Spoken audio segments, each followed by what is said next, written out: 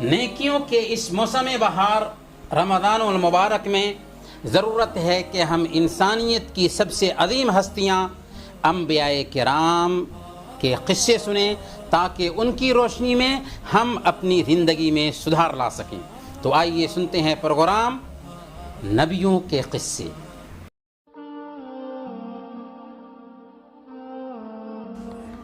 الحمد للہ رب العالمین والصلاة والسلام علی قائد الغر المحجلین نبینا محمد وعلی آلہ وصحبہ اجمعین۔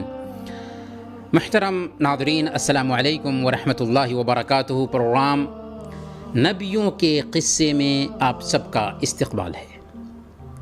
پچھلے ایپیسوڈ میں ہم نے قوم عاد کے بارے میں بات کی تھی کہ کیسے انہوں نے طوفان نوح کے بعد پھر دوبارہ شرک کرنا شروع کر دیا۔ ان کے نبی حضرت ہود علیہ السلام نے انہیں ہر طرح سے سمجھایا، لیکن قوم سوائے چند لوگوں کے ایمان لانے کے لیے تیار نہ ہوئی۔ تب اللہ رب العالمین نے ان پر آندھی بھیجی جو 7 رات اور 8 دن تک لگاتار چلتی رہی، یہاں تک کہ سب کے سب تباہ و برباد کر دیے گئے۔ قوم عاد کی تباہی کے بعد قبیلہ ثمود پیدا ہوا، اور قبیلہ ثمود بھی ایک عربی قبیلہ تھا۔ ان کی بھی تہذیب تھی، ثقافت تھی، ویسے ہی جیسی تہذیب اور جیسی ثقافت قوم عاد کی تھی۔ البتہ یہ لوگ حجر میں رہتے تھے، جو تبوک اور حجاز کے درمیان میں ایک جگہ ہے جسے آج کل مدائن صالح کے نام سے جانا جاتا ہے، اور یہ سعودی عرب میں واقع ہے۔ یہ لوگ پہاڑوں کو تراش تراش کر کے گھر بناتے تھے۔ ان کے مکانات آج تک پہاڑوں میں کھدے ہوئے صاف نظر آتے ہیں۔ ان لوگوں نے قوم عاد کی تباہی سے سبق حاصل نہیں کیا، اور وہی ساری حرکتیں کرنے لگے جو قوم عاد کرتی تھی، سب سے بڑھ کر بتوں کی پوجا میں لگ گئے۔ اللہ تعالیٰ نے ان کے بیچ ایک نبی کو بھیجا جن کو ہم صالح علیہ السلام کہتے ہیں۔ صالح علیہ السلام نے قوم ثمود کو اللہ کی طرف دعوت دیا، اللہ کی طرف بلایا اور توحید کا پیغام پہنچایا۔ اللہ تعالیٰ نے فرمایا سورہ الاعراف آیت نمبر 73، قال یا قوم اعبدوا اللہ ما لکم من الہ غیرہ، اے میری قوم کے لوگو، ایک اللہ کی عبادت کرو، اس کے علاوہ کوئی معبود نہیں ہے۔ پھر تم انہیں اللہ کے علاوہ کیوں پوچھتے ہو؟ اللہ کے علاوہ ان کے سامنے سر کیوں ٹیکتے ہو؟ پھر حضرت صالح علیہ السلام نے انہیں اللہ کی نعمتیں یاد دلائیں۔ اسی نے تم کو پیدا کیا، ہر طرح کی تم پر نعمتیں کیں، اور تمہیں دھرتی پر آباد کیا جہاں تم پہاڑوں کو کھود کھود کر پختہ مکان بنا لیتے ہو۔ اس لیے ناشکری مت کرو اور مورتی پوجا سے باز آ جاؤ۔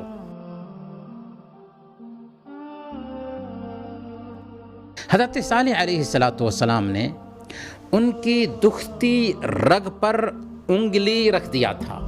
چنانچہ حضرت صالح علیہ السلام سے ان کی قوم کہنے لگی،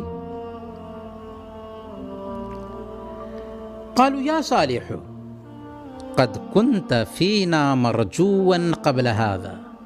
انہوں نے کہا، یعنی قوم نے کہا، اے صالح، اس سے پہلے تو ہمارے درمیان ایسا شخص تھا جس سے بہت ساری توقعات وابستہ تھیں، ہم تو تمہیں بہت اچھا سمجھتے تھے، بہت ساری امیدیں تم سے ہم نے قائم کر رکھا تھا، لیکن یہ کیا کرنے لگ گئے؟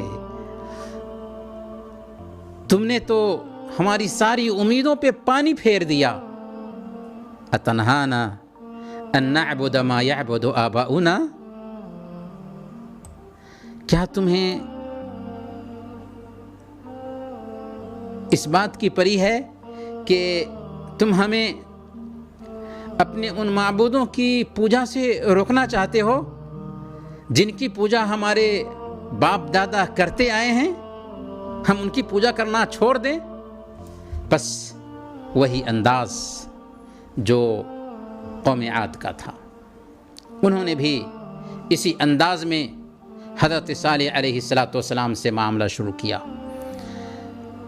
کہ ہم آخر اپنے باپ دادا کے طریقے کو کیسے چھوڑ دیں، یہاں تک کہ حضرت صالح علیہ السلام پر انہوں نے رقیق حملے شروع کر دیے۔ اللہ تعالیٰ نے فرمایا سورہ الشعراء آیت نمبر 153، قالوا انما انت من المسحرین، اے صالح تیرے بارے میں بتاؤں، تیری حالت یہ ہے کہ اس طرح کی جو باتیں کرنے لگے ہو اس لیے کرنے لگے ہو کہ تم پر جادو کر دیا گیا ہے، جس کی وجہ سے آپ کو معلوم ہی نہیں چلتا ہے کہ آپ کیا کر رہے ہو۔ یہ جادو کا اثر ہے۔ آپ ہمیں توحید کی طرف جو دعوت دے رہے ہو، شرک سے جو روک رہے ہو، یہ جادو کا اثر ہے، جس کی وجہ سے تم ایسی بہکی باتیں کرنے لگے ہو۔ پھر انہوں نے حضرت صالح علیہ السلام اور ان کے ساتھیوں سے بدشگونی لینا، بدفعلی لینا شروع کر دیا۔ اللہ نے فرمایا سورہ النمل آیت نمبر 47، قالوا تطیرنا بک وبمن معک، تم اور تمہارے ساتھی ہمارے لیے برا شگون لائے ہو، تمہاری وجہ سے یہ سارا پرابلم ہو رہا ہے، ہماری پریشانیوں کی وجہ صرف تم ہو اور تم۔ حضرت صالح علیہ السلام نے کہا، نبوت کی شان دیکھیے، قال طائرکم عند اللہ بل انتم قوم تفتنون، تمہاری بدشگونی اور تمہاری بدفعلی اللہ کے ہاں ہے، بلکہ تم فتنے میں پڑے ہوئے لوگ ہو، تمہیں جو نحوست پہنچی ہے اس کا سبب ہم نہیں بلکہ تمہارا کفر ہے، تمہاری سرکشی ہے، تمہاری اللہ کے ساتھ بغاوت ہے۔ بلکہ اس سے بڑھ کر انہوں نے آپ کو جھوٹا کہا، متکبر کہا، اولقی الذکر علیہ من بیننا بل ہوا کذاب اشر، کیا ہمارے درمیان بس یہی ایک شخص تھا جس پر اللہ کا حکم نازل کیا گیا، اللہ کا ذکر نازل کیا گیا؟ نہیں، بلکہ یہ پرلے درجے کا جھوٹا اور متکبر شخص ہے۔ اللہ تعالیٰ نے اس کے جواب میں ان سے کہا، سَيَعْلَمُونَ غَدًا من الکذاب الاشر، کل ہی انہیں معلوم ہو جائے گا کہ کون پرلے درجے کا جھوٹا اور شیخی خور تھا۔ پھر کیا ہوا؟ اللہ کا عذاب آیا۔ صالح علیہ السلام کی قوم میں جو کمزور طبقہ کے لوگ تھے، صالح علیہ السلام پر ایمان لا چکے تھے، جب قوم کے سرداروں کو اس کی خبر ملی تو وہ کمزوروں کے پاس آئے اور کہنے لگے، اتعلمون ان صالحا مرسل من ربہ، کیا تم واقعی یہ جانتے ہو کہ صالح اپنے رب کا پیغمبر ہے؟ انہوں نے کہا کہ بے شک، جس پیغام کے ساتھ وہ بھیجے گئے ہیں ہم اسے مانتے ہیں اور اس کی تصدیق کرتے ہیں، اس پر ہم ایمان لانے والے ہیں۔ اس کے جواب میں قوم کے سرداروں نے کیا کہا؟ انا بالذی آمنتم بہ کافرون، جس چیز کو تم نے مانا ہے ہم اس کے منکر ہیں، ہم نہ صالح کو مانتے ہیں اور نہ ہی صالح علیہ السلام کے پیغام کو مانتے ہیں۔ بات یہیں پر ختم نہیں ہوئی، بلکہ انہوں نے صالح علیہ السلام سے معجزہ کا مطالبہ کیا کہ معجزہ دکھاؤ تب ہم مانیں گے، تیری نبوت کو، تسلیم کریں گے تیری نبوت کو۔ فأت بآیۃ ان کنت من الصادقین، اگر تم سچے ہو، تمہاری دعوت سچی ہے تو تم کوئی نشانی پیش کرو۔ پھر نشانی کی تفصیل بھی پیش کرنے لگے۔ نشانی ایسی ہی نہیں، دیکھو نشانی ایسی ویسی نہیں ہونی چاہیے، نشانی ایسی ہونی چاہیے کہ یہ جو تم چٹان دیکھ رہے ہو نا ہمارے سامنے، یہ ہماری آنکھوں کے سامنے اچانک پھٹ پڑے، اور پھر اس چٹان سے ایک اونٹنی نکلے، ایسی اونٹنی جو بہت بڑی اور زبردست ہو اور رنگ بھی ریڈ کلر کا ہو، یعنی ریڈ کلر کی اونٹنی ہو اور 10 مہینے کی گابھن ہو۔ یہ ساری شرطیں رکھی تھی حضرت صالح علیہ السلام کے سامنے۔ حضرت صالح علیہ السلام نے فرمایا کہ ٹھیک ہے، اگر تمہاری مانگ پوری کر دی جائے تو کیا تم ایمان لے آؤ گے؟ سب نے کہا کہ ہاں بالکل۔ تب آپ نے کھڑے ہو کر نماز ادا کی اور اللہ سے دعا کیا کہ اے اللہ ان کی مانگ پوری کر دے، ان کا مطالبہ پورا فرما دے۔ چنانچہ دیکھتے ہی دیکھتے سامنے کی چٹان پھٹ گئی اور اس میں سے ایک بہت بڑی گابھن اونٹنی نکل گئی جو ان کی مانگ کے بالکل موافق تھی، یعنی جیسی مانگ تھی بالکل ویسی ہی اونٹنی نکلی۔ یہ معجزہ دیکھ کر کچھ لوگ ایمان لے آئے، لیکن اکثر لوگوں نے انکار کیا اور ہٹ دھرمی پر اتر آئے۔ برکیف وہ اونٹنی ان کے بیچ موجود رہی۔ اونٹنی بہت ہی لمبی ترنگی تھی، اس کا دودھ سب لوگوں کے لیے کافی ہو جایا کرتا تھا، جہاں چاہتی تھی چرتی پھرتی تھی، اور جب کنویں پر پانی پینے کے لیے جاتی تو کنویں کا سارا پانی پی جاتی تھی ہی بہت لمبی اور ترنگی۔ چنانچہ حضرت صالح علیہ السلام نے ان کے لیے فیصلہ یہ کیا کہ ایک دن اونٹنی کے پانی پینے کا طے کیا جا رہا ہے اور ایک دن تمہاری باری رہے گی جس میں تم سیرابی حاصل کرو گے، تم اپنے جانوروں کو سیراب کرو گے اور پانی لو گے۔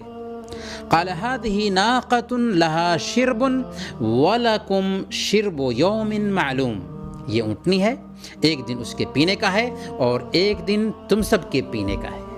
پھر صالح علیہ السلام نے انہیں یہ بھی الٹیمیٹم دیا، تنبیہ کر دی ان کو کہ وَلَا تَمُسُّوهَا بِسُوءٍ فَيَأْخُذَكُمْ عَذَابُ يَوْمٍ عَظِيمٍ، اس اونٹنی کو ہرگز مت چھیڑنا ورنہ ایک بڑے دن کا عذاب تم پر آ جائے گا۔